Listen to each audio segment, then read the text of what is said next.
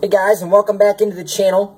I want to quickly talk about when I started this channel this past week. I talked about how I was going to be doing wrestling videos on a week-to-week. I'm going to be doing it every week, Raw, SmackDown, pay-per-views. But I also talked about how I was probably going to be talking about sports on this channel as well. And I've decided that what I'm going to be doing is talking about my favorite sport, which is baseball, at least for the time being. I might also bring other sports into that as well, but for now, I'm going to start doing reviews and potentially previews of Chicago Cubs games. So basically, I'm going to be reviewing every game throughout the rest of the year that they play. These videos will be short, 5-10 minutes. They won't be as long as the wrestling videos because I'll be doing them every day. So I just want to say that. And so I'm going to start with today's game.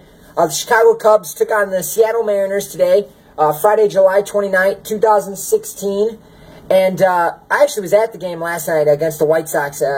For those of you who are Cub fans, I'm sure you were watching. It was sick seeing Aroldis Chapman come in out of the bullpen.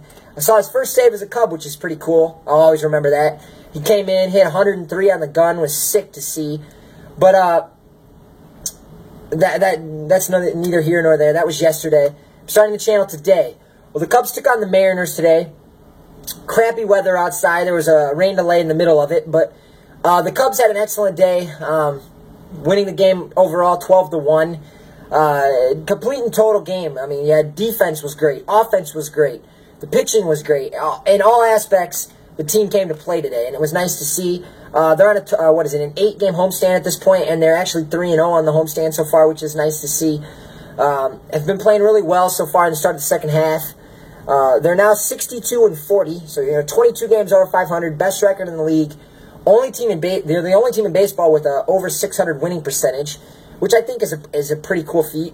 But as far as key performers today, Lester pitched really well. What did he do? He had 6 innings, 4 hits, no runs, 2 walks, and he had 7 strikeouts. A solid performance. He came in today with an ERA of 3.10. He dropped that ERA back down below 3 now, which is, quite frankly, where you want to see your 1 and 2 in the rotations, ERA, you want to see them below 3. So him getting it back down in the 2s is great to see.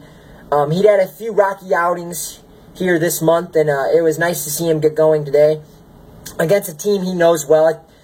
I believe they said he had 11 or 12 career starts against Seattle, so it's a team he's seen plenty of back when he was in the AL. Justin Grimm came in, 1 inning of relief. He had a scoreless inning, 1 hit. He's doing a lot better now. His ERA ballooned at one point up, and it was almost 6. It was high 5s. It's back down in the 4s now. He was a big part of the bullpen last year, and that saying that bullpen arms 1 year to the next, they can be completely different. 1 year a guy can be great, then the next year he's garbage. And you've kind of seen that with Grimm. He was so good last year. And this year, for whatever reason, his numbers were horrible. And it was getting to the point where he wasn't being pitched in big situations. But, like today, he was pitched in a game where they were up 11-0 at one point. But his ERA is going down. He's starting to pitch a little better. That breaking ball is filthy. So if he could just command the strike zone, you'd think that he'll get away with it, because I don't think he's a guy that's going to give up a whole lot of hits. He's a guy that's going to get a lot of strikeouts. And he had Mike Montgomery come in, pitching against the team he was just traded away from in Seattle. But this was his 3rd appearance with the Cubs. His first 2 were horrible.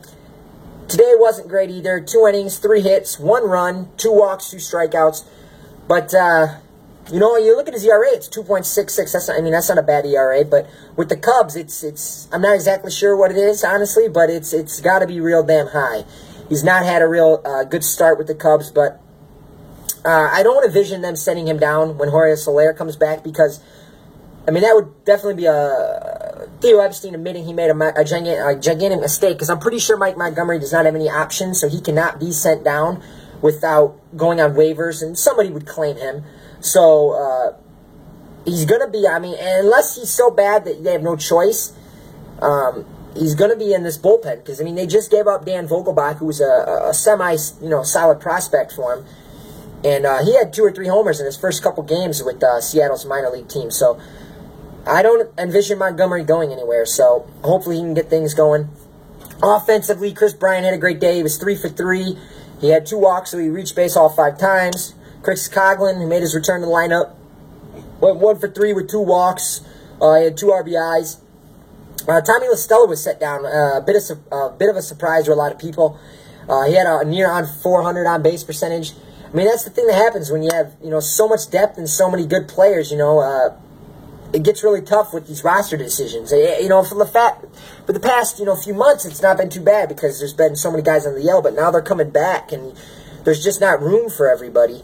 So, unfortunately for La Stella, he was one of the, the few guys that had options and could go down to the minors without being placed on waivers. So, but who else? Javi Baez had 3 hits. His average is getting close to 300. The guy's really an all-around player. He's fast. He's great defensively. He can hit. He's got power. David Ross caught today, for Leicester. He had a home run, a couple hits. Nice to see. Hayward had a home run. It was the only hit of the day, but they really need him to get going. I mean, obviously, 22 games over 500, best record in baseball. You wouldn't think they need him, but the fact of the matter is when you get to the postseason, you're going to need him. You're paying him $184 million. You need more production from him. And hopefully the power he's showing that went bat today can be a step in the right direction, because he's had a complete and total lack of power this entire season. It was only his 5th, only his 2nd in Wrigley Field, and this is not going to get it done.